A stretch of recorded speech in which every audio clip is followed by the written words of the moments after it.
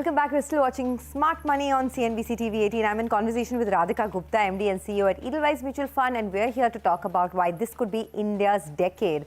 Now, we were talking about some sectors and themes that you can look at, and one space that has really come into the limelight in the last couple of months is defense, right? Yeah. You're bullish on that sector, and you do talk about how the Indian government is spending $77 billion annually in this space, and perhaps that could be on the conservative side. Yeah. So tell us a little bit about the story here. So I think defense is something that I have personally been very interested in. My dad was a diplomat for many years, and I remember one of the conversations in the household is that India's defense needs are going to grow. We are substantially under budgeted in defense versus the US or versus China. And if you look at a few years ago, India actually stood as one of the largest importers of defense equipment.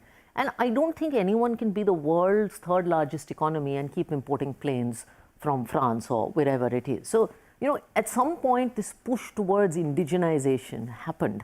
And now you see a number of companies in the space, without taking names, actually becoming meaningful market share players in defense, having order books that are 15 to 20 years out full. I mean, when you go on earnings calls and you ask them about growth prospects, they're coming back and telling you, my order book is full for 20 years. And you see this government push towards indigenization. So in our report, we mentioned that if you look at the defense budget of this year, about 75% of it is allocated for indigenous purchases. And given our history of being a large importer, I think this is incredible. Defense exports are already a couple of billion. I think they will hit 5-6 billion in the next couple of years. Because if you want to be a meaningful sized economy, there is no way you can be dependent. You have to be Atmanirbhar on defense. Absolutely. And some of these companies like, say, an HAL, right? I mean, they are large players in the global market, and there's still a lot more scope to go. Got it. Manufacturing. That's a theme that I think it's a consensus view. Do you think it's become a little bit of an overcrowded trade? And what is the big story here in the next decade? So our fund house has been bullish on the whole manufacturing side of the economy for the last 3-4 years. So I don't know. And I think now it is becoming an increasingly consensus view. And again, I always say India has a really interesting manufacturing history, because if you go back to one era, we were actually 1/4 of the world's manufacturing back in the 1600s. And then we went through a phase where there was no manufacturing.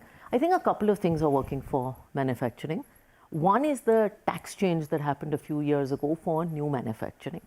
The second is, I think we've always had things like Make in India, but PLI has given people an incentive to manufacture at scale. And I think that success you've seen in mobile phones, to some extent, textiles, pharma, many other chemicals, and I think you will continue to see that. The other reason I'm so optimistic about PLI is I think PLI has had a tremendous role in job creation, including, by the way, bringing women into the workforce. So some interesting thoughts there. And I think the third push for manufacturing is labor cost. I mean, finally, our labor cost is about 15% of China. So you take tax, you take reforms, and you take this coming together, I think you're in very good shape. India Inc.'s balance sheets are also in better shape today. Capacity utilization is very, very high. So I think there's space to expand. So manufacturing is a big umbrella. It's an umbrella, right? Yeah. There's a lot of sectors under it. Yeah. Which are the ones that you're most bullish on? So one that we've been, we already talked defense. Another one that we've really been talking about is EMS, or electronic manufacturing.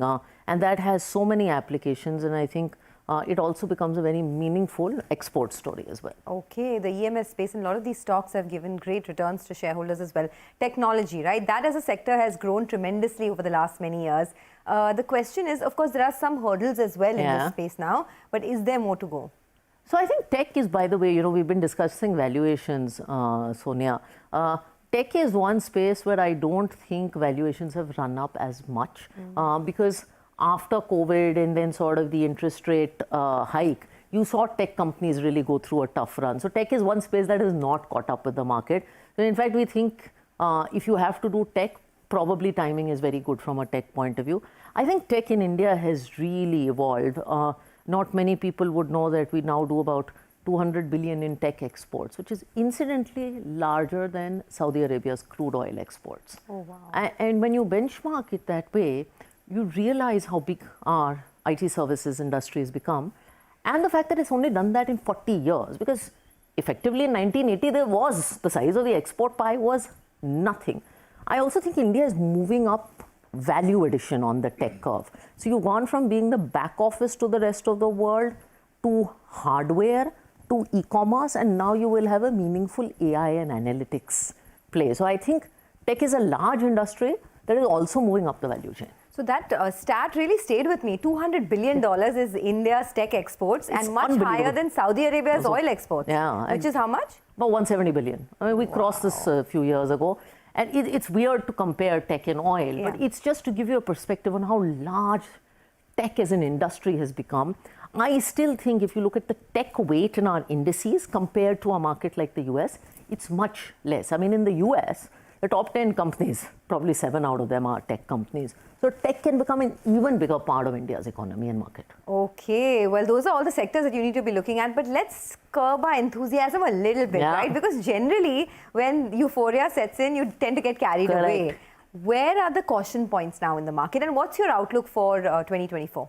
So we think it's a year of transitions, which is an interesting year. I think last year we said the first half of the market would be a tricky one and the second half would be good. This year it is a year of transitions. You're transitioning from high interest rates to low interest rates.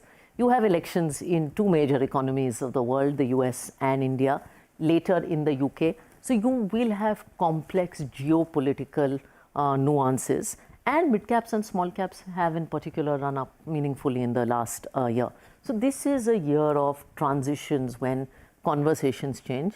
I think we're telling people two things. One is to have more moderate expectations.